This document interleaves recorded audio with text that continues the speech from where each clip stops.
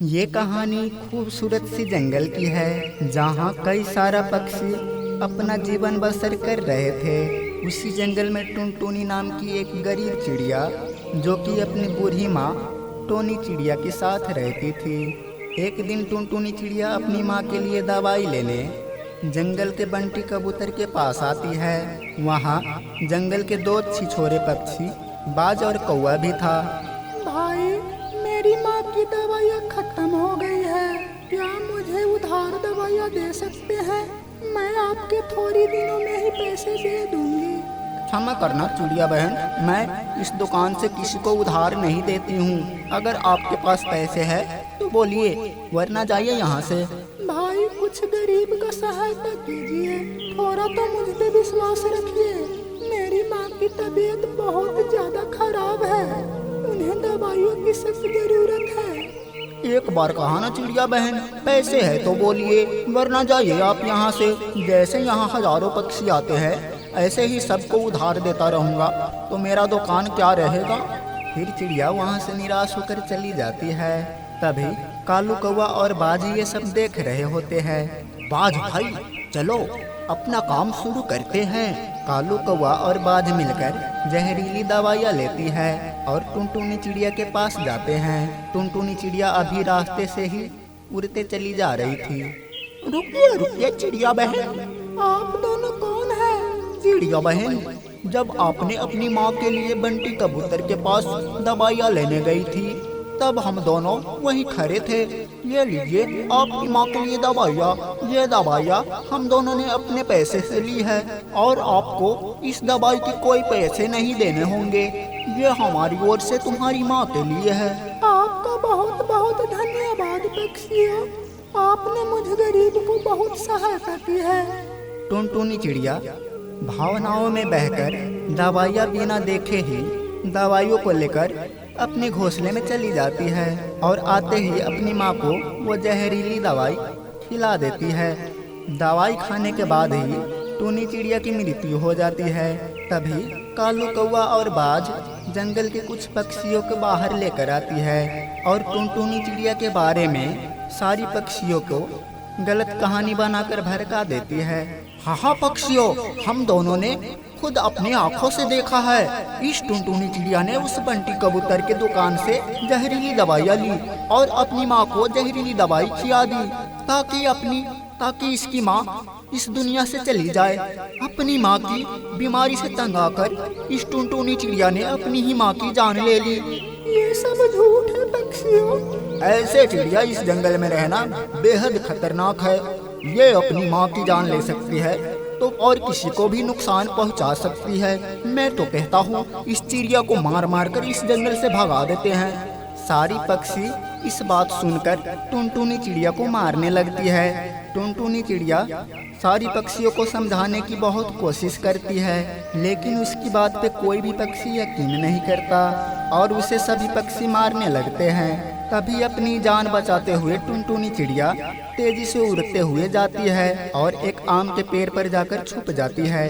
भाई, वो चिड़िया इसी पेड़ के पास आई है, उसे कैसे भी करके जान से मरना होगा।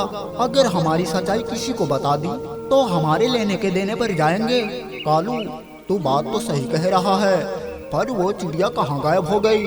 वो इस आम के पेड़ के अंदर कहीं छुप कर बैठी है। चलो उसे देखते हैं। दोनों पक्षी उस विशाल आम की पेड़ के अंदर जाती है और टुनटुनी चिड़िया की तलाश करने लगते हैं। टुनटुनी चिड़िया एक डाली के पीछे छुपकर बैठ गई थी और कांप रही थी। तभी बाज टुनटुनी चिड़िया को डाली के पीछे देख लेता है। कालू भाई, वो देखिए, वो चिड़िया उस डाली के पीछे छुप कर बैठी है। कालू कौवा और बाज टुनटुनी चिड़िया के पास जाने लगते हैं। तभी वो आम की पेड़ अपनी मोटी वाली डाली से कालू और बाज को मारने लगते हैं। दोनों जोर जोर से चिल्लाने लगते हैं। अरे बाप रे बाप रे, ये क्या हो गया? ये क्या हो रहा है? अरे बाप रे, बचाओ रे। अरे ये पेड़ कैसे मार रहा है हमें? टुनटुनी चिड़िया इसे देखकर आश्चर्यचकित हो जाती है। अरे बाप रे, ये आम कैसे इन पक्षियों को मार रहे हैं? ये सब कैसे हो रहा है? कालू और बाज बहुत तेजी से वहाँ से भाग जाते हैं। अरे की पेड़ तो बहुत खतरनाक लग रहा है। इससे पहले कि मुझे भी मारना शुरू कर दे, मुझे यहाँ से निकल जाना चाहिए। तभी वो आम की पेड़ टुनटुनी चिड़िया को आवाज लगाता है। चिड़िया बहन, मुझसे डरने की कोई आवश्यकता नहीं है। मैं तुम्हें कोई नुकसान नहीं पहुंचाऊंगा। मैंने जब देखा कि तुमने उन दोनों पक्षियों से अपना जान बचाकर मेरे अंदर आकर छुप गए, ये देखकर मैं उन दोनों पक्षियों को पीटा ताकि वो यहाँ से भाग जाए और तुम सुरक्षित रह सको। आपका बहुत बहुत धन्यवाद पेड़ भाई। कम से कम आप तो इस जंगल में हैं जो मेरे से हमदर्दी कर रहे हैं, वरना जंगल के सारी पक्षी मेरी जान के दुश्मन बन गए हैं। क्यों चिड़िया बहन? तभी टूनी चिड़िया उस आम के पेड़ को सारी बातें विस्तार में बताती है। आम की पेड़ जब टुनटुनी चिड़िया की सारी बात सुनता है तो उसे बहुत रोना आता है। चिड़िया बहन, मुझे तो आपकी बात सुनकर मेरे आंखें भर आई। आपके साथ इतना कुछ हो गया, ये सब सोचकर बहुत अफसोस हो रहा है। पेड़ भाई, इस जंगल की कोई भी पक्षी मेरी बात सुन नहीं रहा है। अब मैं क्या करूं? मुझे अपनी माँ की अंतिम विदाई करने की भी अवसर नहीं मिला। उन दोनों पक्षियों ने आपके साथ ऐसा व्यवहार किया है, ये बात आपने पहले क्यों नहीं बताई चिड़िया बहन? वरना तो मैं उन दोनों पक्षियों को यही जान से मार देता। अब आपको चिंता करने की कोई आवश्यकता नहीं है चिड़िया बहन। आप मेरे ऊपर अपना घोंसला बना लो और यहीं रहो, और आपको यहाँ किसी बात का खतरा नहीं होगा। पेड़ भाई, अगर वो दोनों फिर से मुझे मारने आ गए तो?